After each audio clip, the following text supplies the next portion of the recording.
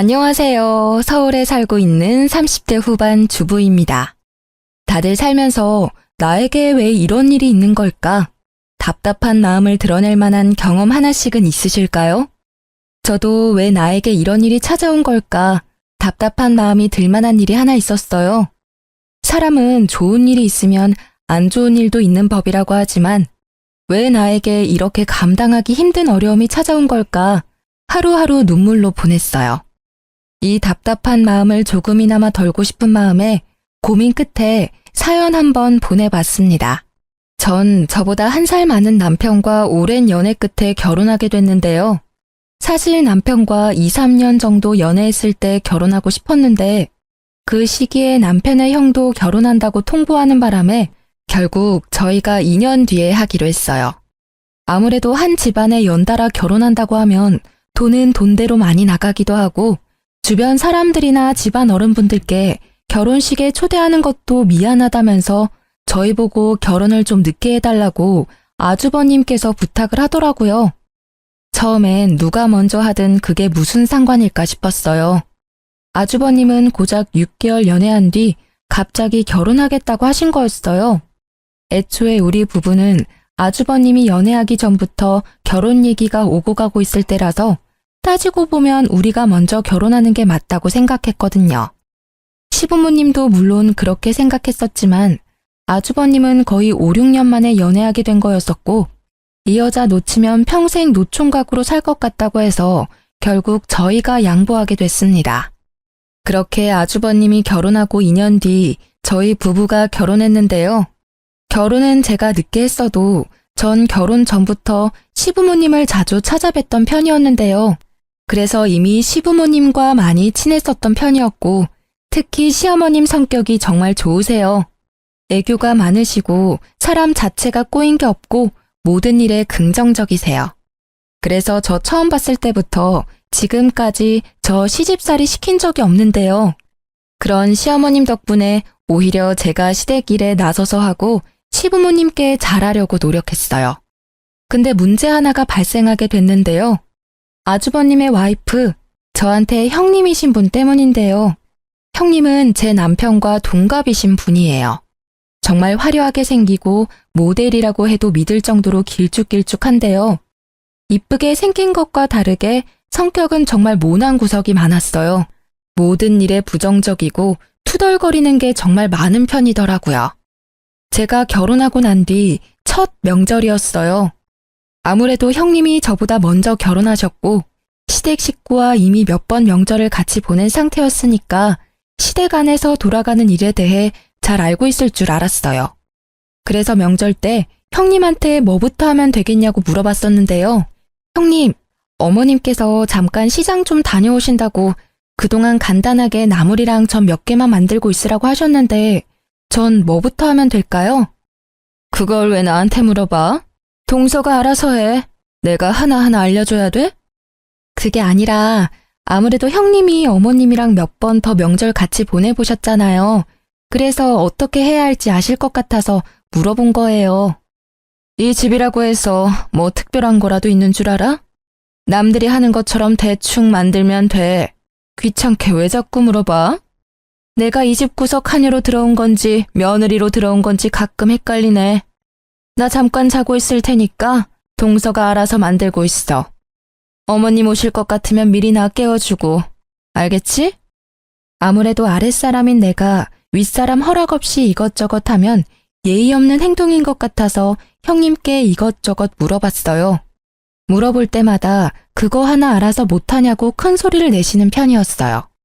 반대로 제가 알아서 일을 하고 있으면 저보고 왜 본인한테 안 물어보고 일 시작하면 어쩌자는 거냐면서 엄청 혼을 내기도 합니다. 그런 형님의 장단을 맞추는 게 참 어려워요. 그리고 형님과 같이 음식을 만들거나 집안일을 같이 하는 거 보면 할 줄 아는 게 전혀 없었습니다. 간 조절조차 못하는 편이라서 결국 모든 일을 제가 다 하게 됐어요. 형님도 본인이 요리 하나 제대로 못하는 걸 아는 편이기 때문에 초반에 좀 하는 척만 하고 나중엔 낮잠을 자거나 딴짓을 하고 있더라고요. 정작 일은 제가 다 하는 편인데 시어머님 앞에서는 본인이 거의 다 한 것 마냥 힘든 척 고생한 척을 하니 억울했어요. 다행히 시어머님께선 제가 고생한 걸 다 알고 계시더라고요. 언제 한번 시어머님께서 절 따로 불러서 한 얘기가 있었어요. 영지야, 요즘 많이 힘들지? 요즘 살이 자꾸 빠지는 것 같아. 밥은 잘 챙겨 먹고 있어? 네? 힘들긴요. 제가 힘들 게 뭐가 있겠어요. 다 알아. 큰애 때문에 많이 힘든 거. 사실 한동안 큰애가 너한테 어떻게 하는지 대충 지켜봤었거든. 작은애, 너가 우리 집에 시집 온 뒤로 우리 집 분위기가 정말 많이 밝아진 게 보여. 아무래도 큰애가 너한테는 손이 사람이니까 내가 널 챙기고 알려주는 것보단 큰애가 널 챙겨주고 하나하나 알려주는 게 둘 사이를 위해서 좋다고 생각했다. 근데 큰애 하는 행동들 보면 너가 고생이 많을 것 같아서 말이야. 사실 큰애가 노는 걸 너무 좋아하고 친정에서 뭐 하나 제대로 배워온 게 하나도 없는 애라서 내가 애를 뭐부터 하나하나 알려줘야 하나 고민이 많았었어. 그래도 우리 작은애가 너무 반듯하고 뭐 하나라도 더 잘하려고 노력하는 모습이 너무 예뻐. 너무 고맙다. 내가 너가 있어서 든든해. 감사해요, 어머님. 어머님이 제 마음 알아주신 것만으로 든든하고 힘이 나네요. 어머님은 모든 일에 대해 다 알고 있었어요. 제가 남편과 결혼하기 전 형님과 어머님이 단둘이 명절 준비를 했을 때 어머님께서 고생이 많았다고 해요. 형님이 뭐 하나 하려고 하는 의지가 없고 자꾸 빈둥거리는 것만 좋아해서 그동안 어머님이 모든 걸 다 해왔다고 해요. 본인이 뭐라도 하나 잔소리하면 그게 시집살이라고 생각할까봐 쉬면 쉬는 대로 그냥 뒀다고 하더라고요. 어머님께선 며느리라고 꼭 시댁 일을 도맡아서 할 필요는 없다고 생각하는 분이기도 했어요. 제가 들어오고 난 뒤 어머님이 마음이 한결 편해졌다고 그동안 고생 많았다면서 저한테 용돈을 몰래 주시기도 했어요. 어머님께 받은 용돈으로 가끔씩 남편과 따로 데이트를 여유롭게 할 수 있어서 너무 좋았었어요. 근데 어머님이 가끔 저한테 용돈을 준다는 것을 형님께 들킨 적이 있어요. 어머님께서 다른 날과 같이 저를 따로 안방에 부르신 뒤 저한테 용돈을 주셨는데 그 상황을 형님이 직접 목격하게 됐었거든요. 그날 형님이 그런 절 따로 불러서 하나부터 10까지 따지기 시작했어요. 동서, 아까 어머님이 동서한테 돈 주는 거 다 봤어. 그 하얀 봉투, 돈 맞지? 얼마나 주셨어? 원래 둘이서 나 몰래 그렇게 돈 주고받고 했었던 거야? 아, 다 보셨어요? 어머님이 저한테 용돈 한번 주고 싶었다고 따로 불러서 주셨어요. 어머님은 나한테 한 번도 용돈 같은 거 준 적이 없으신 분이셔. 근데 동서는 왜 받는 건데? 그리고 아무리 어머님이 용돈을 주신다고 해도 그걸 덥석 받는 동서도 참 웃긴다. 돈이 그렇게 좋아? 어머님께서 며느리한테 용돈 한 번씩 줄 수도 있는 거지 뭘 그렇게까지 화를 내시면서 말씀하세요. 얄밉잖아. 같은 며느리인데 차별하는 것도 아니고 왜 동서한테만 용돈을 주는 거냐고. 오늘 어머님께 받았던 돈 나한테 줘. 네? 이걸 왜 형님한테 드려야 해요? 애들이나 하는 일진짓을 왜 형님이 하시냐고요. 일진짓? 둘이서 날 왕따 취급하는 건 생각 안 하고 내가 방금 일진짓 했다고 말한 거야? 동서 이제까지 어머님한테 몰래 용돈 더 받았을 거잖아. 이번엔 나한테 줘. 어머님한테 그렇게 용돈 받고 싶으시면 직접 가서 달라고 하세요. 어머님은 저 쓰라고 이거 주신 거예요. 내가 달라고 하면 주는 거지. 어디서 눈 크게 뜨고 말 대답을 해. 어머님이 나보다 동서 조금 더 챙겨주는 것 같으니까 이제 기어오른다. 솔직히 동서 엄청 여우 같은 거 알아? 내 앞에선 이렇게 말 대답 잘만 하면서 어머님 앞에선 여우처럼 살랑거리긴 하고. 제가 여우 같다고요? 전 그냥 며느리로서 해야 할 본분을 다했을 뿐이에요. 형님이 배짱이처럼 아무것도 안 하고 놀기만 하니까 저라도 열심히 어머님 도와야죠. 그래서 어머님이 절 조금 더 챙겨줄 뿐인데 그게 그렇게 얄미우셨어요? 그럼 형님도 형님답게 며느리답게 뭐라도 좀 하려고 해보세요. 맨날 놀 궁리만 하지 마시고요. 지금 말 다 했어? 이게 어디서 건방지게 따박따박 말대답이야? 형님은 말 한마디도 안 지는 제가 얄미웠는지 결국 손을 올리셨는데요. 때리려던 찰나에 어머님이 저희 둘을 발견해서 맞진 않았어요. 어머님은 형님의 태도를 보고 생각보다 많이 놀란 눈치였어요. 너 지금 뭐 하는 짓이니? 지금 작은 애 때리기라도 하려고 한 거니? 지금 여기가 어딘 줄 알고 손을 함부로 올려? 아무리 작은 애가 너보다 아랫사람이라고 해도 둘이 어려운 사이인 거 알아 몰라. 뭐 때문에 그러는 건데? 말해봐 어서. 네, 동서가 너무 얄미워서 때리려고 했어요. 제가 무슨 말을 해도 말대답을 너무 심하게 하길래요. 어머님 말대로 동서와 저 어려운 관계잖아요. 근데 동서는 제가 무슨 말을 해도 앉으려고 하더라고요. 그러니까 뭐 때문에 그러냐고. 아무리 작은 애가 말대답을 했다고 해도 그렇지 사람을 때리려고 할 수가 있냐고. 그것도 다 큰 성인이. 어머님이 동서한테만 용돈 주시고 이뻐하니까 그랬어요. 저 아까 어머님이 동서한테만 용돈 주는 거 직접 두 눈으로 봤어요. 동서도 동서지만 어머님도 참 너무했어요. 어떻게 저만 쏙 빼고 동서한테만 돈을 주실 수가 있으세요? 저도 어머님 며느리입니다. 제가 아무리 동서보다 못한 사람이라고 해도 이렇게 차별해도 되는 건가요? 그래, 내가 작은 애한테 용돈 좀 줬다. 근데 그거 하나로 애를 때리려고 들어? 이제까지 작은 애가 고생을 많이 하기도 했고 힘들어도 힘든 내색을 전혀 안 하길래 내가 고마운 마음에 줬어. 넌 그런 작은 애한테 한 번이라도 고맙다는 말 해본 적은 있냐? 너가 해야 할 일까지 작은 애가 다 했어. 제가 도대체 뭘 안 했다는 건데요? 고작 음식 몇 가지 안 만든 걸로 그러시는 거예요? 고작이라니. 우리 집안에 관련된 일 직접 나서서 하라는 말이 아니야. 지금 너 태도가 문제라는 걸 말하고 싶은 거야.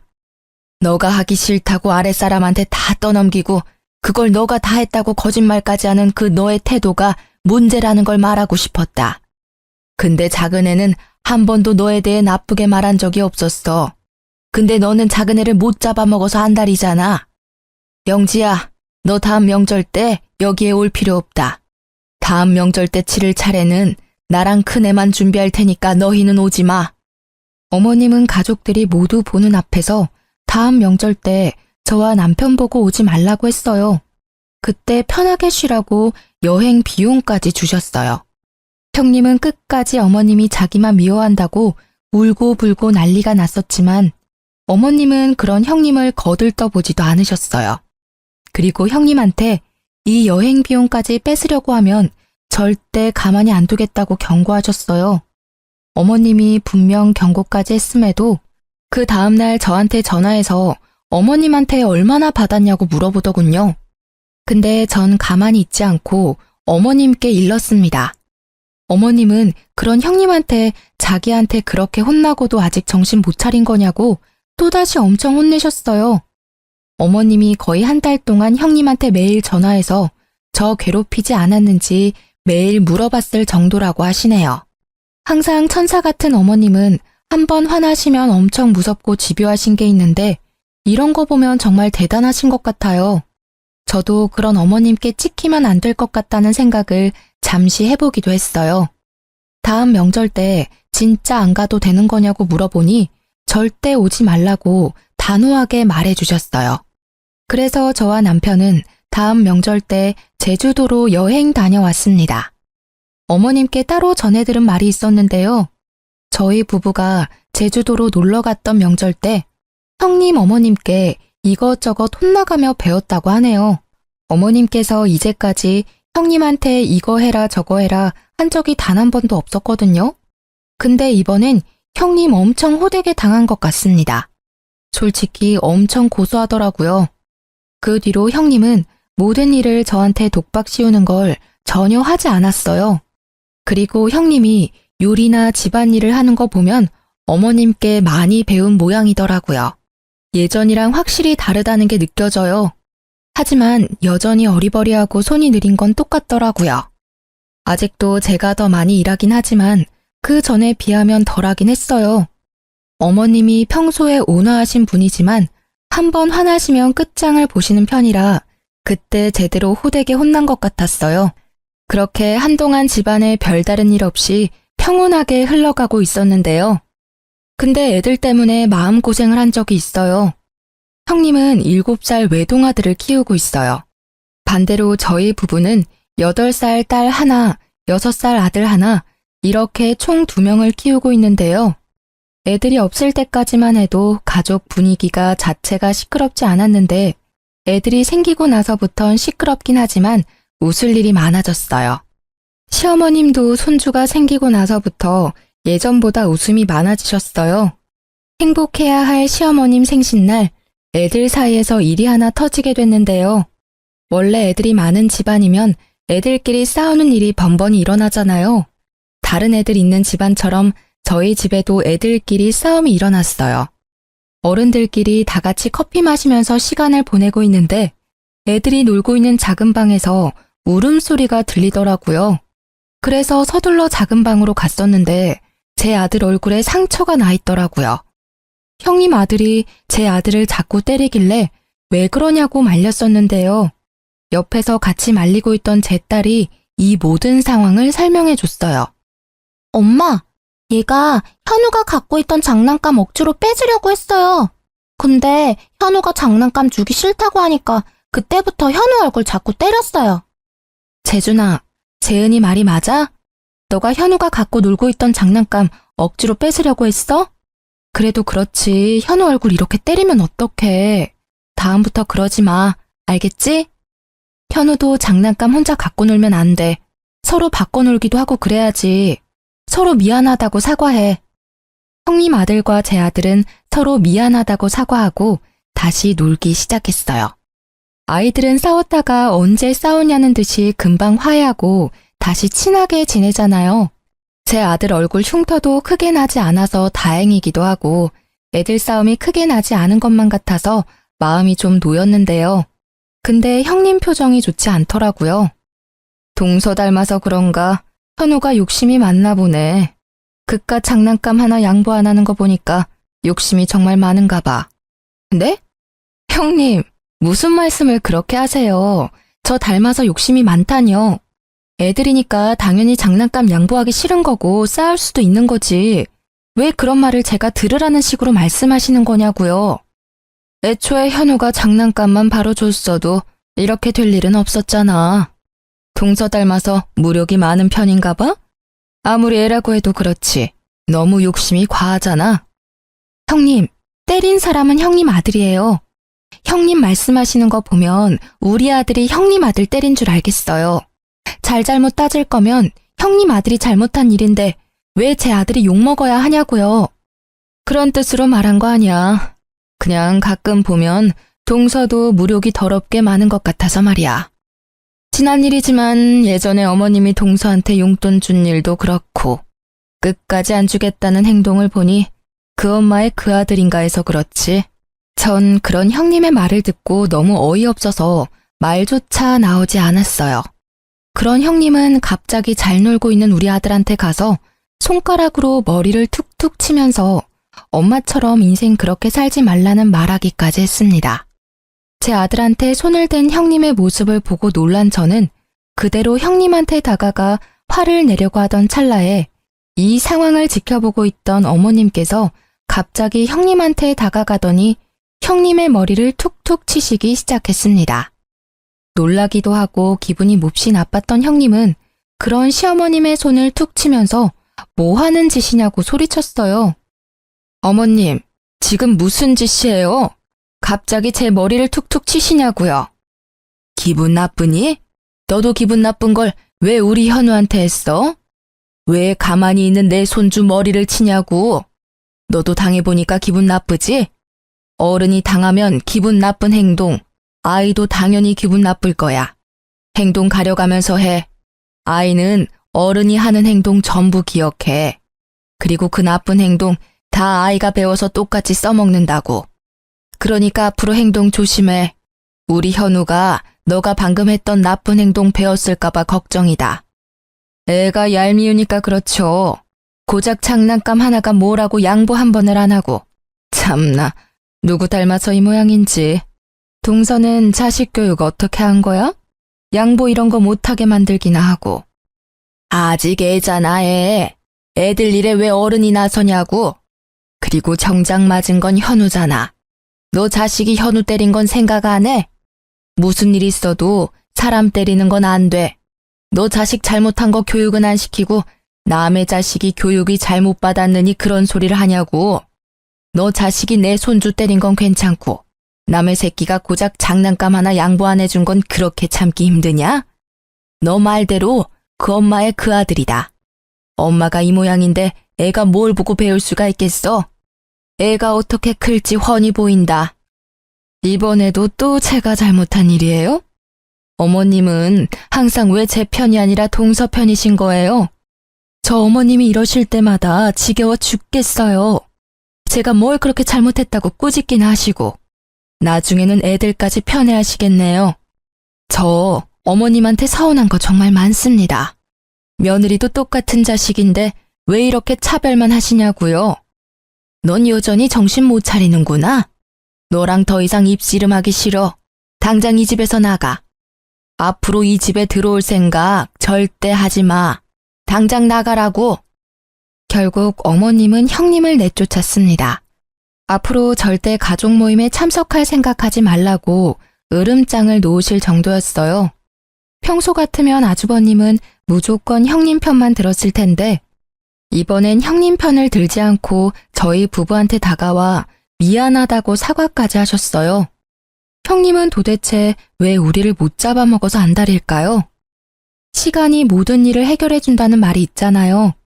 한동안 형님은 가족 모임에 참석하지 못했었지만 나중에 어머님과 형님은 자연스럽게 화해를 하고 형님은 다시 가족 모임에 참석했어요. 형님도 아무렇지 않게 저한테 말도 걸기도 했고요. 근데 끝까지 사과 한마디를 하지 않았어요. 일 크게 만들고 싶지 않아서 저도 아무렇지 않게 형님과 잘 지냈습니다. 예전처럼 다시 잘 지내고 있는데 저에게 안 좋은 일 한 가지가 생겼는데요. 저희 친정아버지가 교통사고를 당하게 됐어요. 남동생도 먼 지방에 있던 상태라서 동생보다 제가 친정집에 가는 게 빨랐어요. 그래서 전 친정집에 며칠 동안 지내야 하는 상황이었는데 학교와 유치원을 다니는 애들까지 친정집에 데리고 갈 수가 없었어요. 남편도 워낙 야근이 많은 직업을 가진 사람이라 애들을 제대로 케어할 수가 없었거든요. 결국 시어머님께 애들을 맡기게 됐어요. 보름 정도 시어머님이 애들을 데리고 있기로 했는데 어머님은 오히려 엄청 좋아하시더라고요. 워낙 손자를 좋아하는 분이라서 하루 종일 손자랑 같이 있을 수 있다며 오히려 좋아하셨어요. 애들도 할머니랑 같이 있어서 좋다고 했고요. 근데 어머님이 애들을 데리고 있을 때 큰 사고가 하나 터지고 말았어요. 어머님께서 애들을 돌보고 있던 보름 중 딱 하루, 어머님이 아침 일찍 외출을 해야 했던 날이 있었어요. 근데 우리 애들 때문에 못 갈 상황이 되고야 말았어요. 그래서 어쩌면 좋을까 고민하고 있었는데 전업주부로 지내고 있는 형님이 제 아이들을 잠시 데리고 있겠다고 먼저 말했나 봐요. 그래서 어머님은 마음 놓고 외출하셨는데요. 어머님도 저한테 따로 말씀해 주셨어요. 본인이 이날 바쁜 일이 있어서 이날 하루만 형님이 데리고 있는다고요. 근데 그날 저녁 갑자기 경찰서에서 연락이 오게 됐는데요. 아이들이 경찰서에 있다는 연락이었어요. 그래서 친정집에서 시댁 근처에 있는 경찰서로 바로 가게 됐는데요. 경찰서에 도착하니 벌써 새벽이더라고요. 경찰서 안에 있는 애들을 보니 완전 산거지가 따로 없더라고요. 애들은 절 보자마자 바로 울었고요. 그래서 이게 무슨 상황인가 싶어서 경찰한테 어떻게 된 거냐고 상황 설명을 듣게 됐었는데요. 이날 형님은 제 아이들과 형님 아들을 데리고 키즈 카페에 갔었다고 해요. 근데 형님은 제 아이들을 키즈 카페에 두고 본인 아들만 쏙 데리고 나갔다고 해요. 저희 애들 밥도 안 먹이고 본인 아들만 밥을 먹이려고 했던 거였어요. 밥 먹은 후에 우리 애들한테 바로 갔어야 했는데 형님은 우리 애들의 존재를 까먹었는지 애들을 키즈 카페에 두고 집에 돌아갔습니다. 몇 시간이 지났음에도 형님이 안 오자 불안했던 제 애들은 결국 키즈카페 밖으로 나가게 됐고 늦은 밤까지 키즈카페 주변을 서성거렸다고 해요. 늦은 밤에 키즈카페 주변에 있는 공원에서 놀고 있는 제 아이들을 발견한 경찰분들이 애들을 데리고 경찰서로 간 거라고 하네요. 전 경찰분과 아이들의 말을 듣고 다리에 힘이 풀렸어요. 전 아이들을 안고 펑펑 울었습니다. 경찰이 애들을 발견하지 못했더라면 평생 우리 아이들을 보지 못했을 거란 생각에 심장이 마구 뛰더라고요. 한창 뉴스에 애들 관련 사건 사고가 많이 나왔었을 때라서 경찰한테 연락을 받았을 때 우리 애들한테 무슨 일 있는 건 아닐까 많이 무서웠었거든요. 다행히 애들이 제 번호를 외우고 있었던 덕에 바로 연락이 닿을 수 있었네요. 좀 진정된 뒤 전 남편에게 전화했습니다. 얼마 지나지 않아 남편과 시어머님, 형님네 부부까지 전부 경찰서에 왔어요. 뒤늦게 이 사실을 알게 된 어머님은 목 놓아 우시면서 애들을 꽉 안았습니다. 내가 죄인이다, 죄인. 내가 밖에 나가지만 않았어도 이런 일 생기지도 않았을 텐데. 할머니가 미안하다. 어머님, 울지 마세요. 어머님 잘못 전혀 없어요. 다행히 애들이 멀리 가지 않고 그 근처 공원에 있었다고 하네요. 아참, 큰애야. 너가 이 상황 다 설명 좀 해봐라. 분명 너랑 같이 있어야 할 애들이 왜 경찰서에 있는 거니? 말 좀 해봐. 눈물을 흘리시던 어머님은 정신이 번쩍 드셨는지 형님한테 다가가 화를 내시며 당장 상황 설명부터 하라면서 호통을 치셨습니다. 이 사태의 원인 제공자인 형님은 오히려 어머님이 우는 게 이해가 안 간다는 표정을 지으며 가만히 서 있기만 했어요. 왜 입 꾹 다물고 왜 가만히 서 있기만 해? 당장 이 상황 어떻게 된 건지 설명하라고. 깜빡했어요.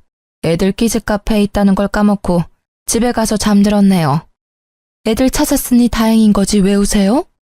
잃어버렸으면 모를까. 어머님은 형님의 뺨을 때렸습니다. 그것도 여러 번이요. 정말 많이 화가 난 것 같았습니다. 저 왜 때리세요? 애들 찾았으면 그만이지 왜 때리냐고요? 망할년, 너 때문에 우리 집 돌아가는 꼬라지 좀 봐라. 너 때문에 내 소중한 손주가 없어질 뻔했어. 너 하나 우리 집에 들어오고 나서 모든 일이 다 악재야, 악재. 그러니까 애초에 어머님이 나가지 말았어야죠. 왜 저한테만 그러세요? 저 잘못한 거 없어요. 너 끝까지 너 잘못 없다는 거지? 우혁이, 너 당장 얘랑 이혼해, 당장. 이 범죄자랑 더 이상 가족으로 못 지내. 당장 이혼해, 당장. 어머님은 아주버님께 당장 이혼하라고 말씀하셨어요. 형님은 끝까지 본인은 잘못한 게 없다고 주장하는 입장이라 어머님은 그런 형님께 온갖 정이 다 떨어졌습니다. 근데 아주버님은 끝까지 형님과 이혼할 수 없다고 말씀하셨어요. 그래서 어머님은 그런 아주버님도 꼴도 보기 싫다고 절연 선언을 하셨습니다. 어머님이 아주버님과도 연을 끊을 줄은 몰랐어요. 아무래도 첫째 아들이라서 많은 애정을 갖고 계셨거든요. 근데 어머님은 진심으로 아주버님 연락 일절 받지 않으셨고 집까지 찾아오면 초금까지 뿌릴 정도였습니다. 어머님이 만나주지 않으니 답답했던 아주버님과 형님은 절 직접 찾아오시기까지 했는데요. 무슨 일로 오셨어요? 재수씨, 엄마가 도저히 절 만나주지 않아요. 재수씨가 저희 엄마 마음 좀 돌려주면 안 돼요? 그걸 왜 저한테 부탁하세요? 애초에 형님이 우리 애들 방치만 안 했어도 이런 일 없었을 거잖아요. 그 일 있고 나서 형님께선 저랑 어머님께 진심으로 사과는 했나요? 사과조차 하지 않았으면서 어머님한테 용서를 바라는 건 너무한 거 아니에요? 어머님도 어머님이지만 저한테 정식으로 사과하세요. 제 아이 잃을 뻔한 거라고요. 재수씨, 이 사람 대신해서 제가 대신 사과드릴게요. 제 와이프가 생각이 너무 짧았어요. 내 자식이라 생각하고 돌봤어야 했는데 이 사람은 그게 부족했던 것 같아요. 아니요, 형님이 직접 해주세요. 이제까지 형님이 저와 어머님께 해왔던 잘못된 행동부터 제 아이 잃어버릴 뻔한 일에 대해서 정식으로 사과해 주세요. 아주버님 옆에 있던 형님은 끝까지 입을 열지 않으셨어요. 아주버님은 그런 형님께 화를 내면서 사과하라고 말했지만 끝까지 안 하더군요. 그렇게 1년 가까이 형님과 아주버님을 보지 않고 살게 됐었는데요. 그런 어느 날 갑자기 아주버님이 울면서 시어머님을 찾아간 적이 있습니다. 거의 1년 만에 아주버님을 본 거였는데 그런 아주버님이 울면서 있으니 시어머님과 저희 부부는 많이 놀랐는데요.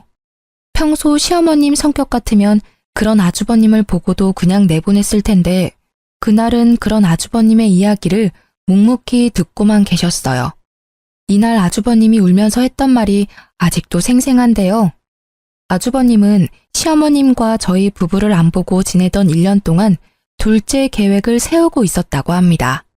근데 생각보다 둘째가 잘 생기지 않아서 그 이유에 대해 알기 위해서 산부인과를 찾아갔다고 해요. 원래 산부인과까지 갈 필요는 없다고 생각했었는데 하도 임신이 안 되니까 마음 크게 먹고 갔던 모양이더라고요.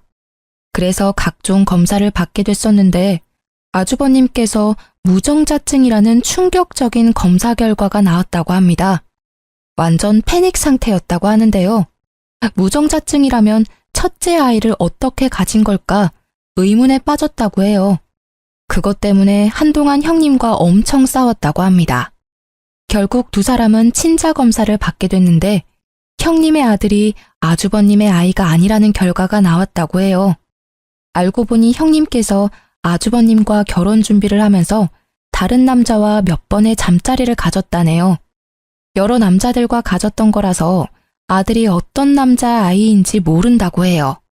그래서 그 문제로 아주버님은 울면서 시어머님을 찾아갔던 거였습니다. 시어머님은 그런 아주버님을 때리면서 하필 결혼해도 그런 여자랑 결혼해서 왜 이 사단을 만들었냐며 호통을 치셨습니다. 아주버님은 그런 형님이 보기 싫어서 거의 한 달 동안 따로 나와서 살았다고 해요. 결국 돌고 돌다가 갈 곳이 없어서 시어머님 집으로 찾아왔다고 합니다. 결국 어머님은 아주버님을 받아주기로 결정하셨고 아주버님은 형님이 잠시 집을 비운 사이에 본인 짐만 싸서 바로 어머님 댁으로 갔어요. 아주버님은 어머님 집에서 지내면서 아이를 어떻게 할지 많은 고민을 하신 것 같아요. 결국 그 아이는 아주버님이 키우기로 했습니다. 어머님과 제 남편은 절대 안 된다고 반대했지만 애는 죄가 없다면서 그동안 내 아들이라 생각하면서 키운 정이 있기 때문에 이 아이를 놓치고 싶지 않았다고 해요. 그렇게 아주버님과 형님은 이혼하게 됐어요. 형님네 부부가 살고 있던 집부터 형님의 개인적인 재산 모두 아주버님한테 다 넘어가게 됐었는데요. 양육권까지도 전부 아주버님께 넘어갔고요. 아주버님은 저희 부부에게 따로 찾아와서 그동안 형님 때문에 마음 고생시킨 거 정말 미안했었다고 저희 부부에게 5천만 원이란 돈을 줬습니다. 처음엔 돈 안 받겠다고 거절했었지만 이 5천만 원 돈 전부 형님 돈이었다면서 자긴 아이 키울 돈 충분히 받았다고 이 돈 저희 부부한테 꼭 받으라고 하더라고요. 그리고 예전에 아이 잃어버릴 뻔한 일도 다시 한 번 더 사과해 주셨어요.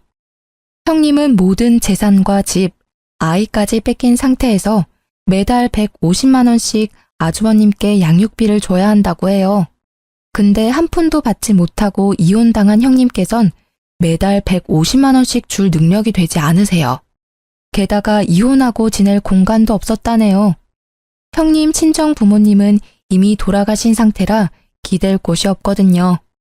그래서 한동안 사우나부터 모텔까지 돌아다니면서 지낸다고 들었어요. 양육비를 당장 지급해야 하는 상황인데 결혼하는 동안 전업주부로 지냈던 형님은 당장 취업할 곳이 마땅치 않았어요. 그래서 어떤 일을 해야 할까 고민이 많은 듯 했는데요. 그런 형님께서 저한테 연락해서 만나자고 하시더라고요. 그래서 전 그런 형님을 만났습니다. 무슨 일로 보자고 하셨어요? 동서, 그동안 잘 지냈어?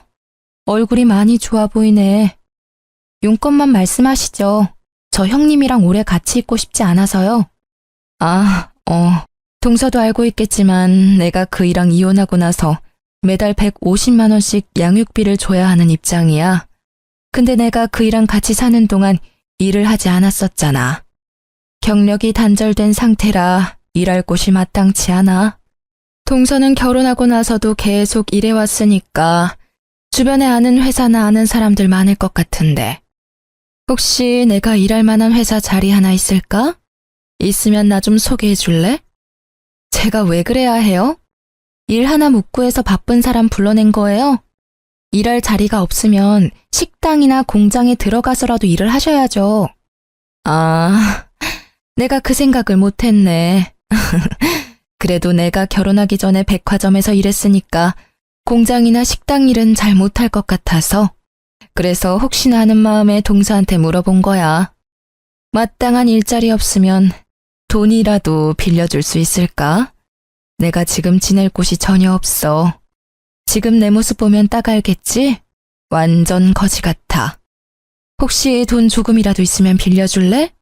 다음 달부터 일해서 그이한테 양육비 줘야 하는 입장인데 회사 갈 때 쓸 교통비조차 없어서 말이야. 그것도 형님이 알아서 하세요. 저한테 사과라도 하면서 부탁할 줄 알았는데 사과 한마디도 없이 부탁만 하시니까 정말 어이가 없네요. 아, 동서, 사과하려고 했어. 내가 마음이 너무 급하니까 부탁 먼저 하게 됐네. 사과 먼저 하는 게 맞았는데. 동서, 예전에 있었던 일 전부 사과할게.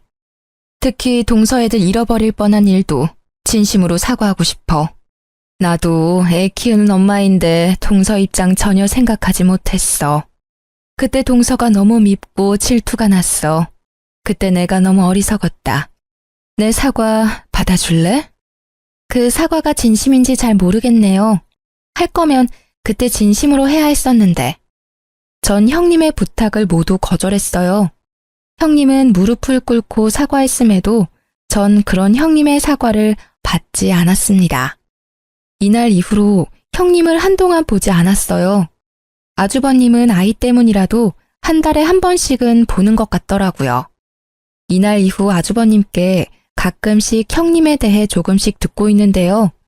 형님은 파출 일을 하면서 돈을 벌고 있다고 들었어요. 제 말대로 공장에서 일을 한 적이 있는데 워낙 손재주가 없고 느린 사람이라서 한 달 만에 해고당했다고 하네요. 게다가 공장 안에서도 텃세가 심했던 거였는지 그 짧은 한 달 동안 심한 괴롭힘을 당했다고 해요. 요즘 아줌마들 따돌림이 더 심한 편이라면서요? 공장 한 달 다니면서 마음고생 좀 한 모양이에요. 공장 퇴사 후 파출 일을 하면서 돈을 모아 매달 양육비를 보내고 있는데 파출 일 자체가 고정적이지 않아서 양육비를 다 모으지 못할 때가 있다고 해요. 그래서 아주버님께 150만 원이 아닌 100만 원만 보낸 적이 있다고 하는데요. 그때 아주버님이 50만 원 당장 안 보내면 아이 평생 못 볼 줄 알라고 단호하게 말했다고 하네요. 그래서 밤낮 가리지 않고 일을 하면서 돈을 모으고 있는데 돈 모으는 게 한계가 있었는지 결국 형님은 손을 대지 말아야 할 대부업체 대출까지 받았다고 합니다. 한번 대출을 받았을 때 대출을 크게 받은 모양이더라고요. 그래서 지금 매달 갚아야 할 돈이 엄청나다고 하네요. 아무래도 대부업체 금리가 다른 대출에 비해 큰 편이라 매달 생기는 이자가 엄청나잖아요. 그걸 생각하지 못하고 무작정 대출을 받은 것 같더라고요. 그것 때문에 언제 한 번은 술 마시고 저희 집에 찾아와서 제대로 진상을 부린 적이 있는데요. 나 양육비랑 매달 나가는 대출금만 총 합쳐서 300만 원 정도 된다. 대박이지? 형님, 술 마셨어요? 술 마셨으면 집에 가서 곱게 자기나 해요. 왜 남의 집에 와서 이게 무슨 짓이에요? 동서는 좋겠다. 착한 시어머님, 돈 잘 버는 남편, 귀여운 애들까지 모두 가졌잖아. 근데 나는 모두 잃었어. 나 하루하루가 너무 지옥 같아. 나 불쌍하지 않아? 불쌍하면 나 돈 좀 줄래? 다른 사람들은 거지한테도 돈 조금씩 주던데. 나 거지라고 생각하고 돈 조금만 줄 수 없을까? 형님 하나도 안 불쌍하거든요?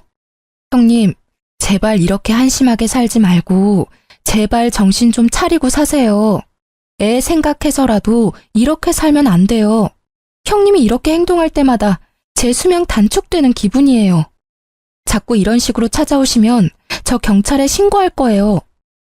한동안 안 보고 지내던 형님이 갑자기 찾아와서 진상짓을 하는 바람에 민원까지 들어왔었어요. 결국 전 경찰에 신고했습니다. 이때 경찰한테 끌려가는 형님의 모습이 얼마나 찌질하고 못나 보이던지 사람처럼 보이지 않았어요. 그리고 형님의 최근 근황을 들었는데요. 일용직으로 파출 일하는 거 그만두고 고깃집에서 일한다고 하더라고요. 근데 고깃집에서 일하다가 같이 일하는 사람 실수로 숯이 형님 팔 쪽에 떨어지게 되면서 화상을 입었다고 들었어요. 생각보다 크게 다쳤다고 하는데요. 반팔을 입지 못할 정도라고 합니다. 그런 형님은 나름 엄마라고 아이가 속상해할까봐 아이를 만나는 날이면 다친 곳 절대 보이지 않도록 긴팔만 입는다고 해요.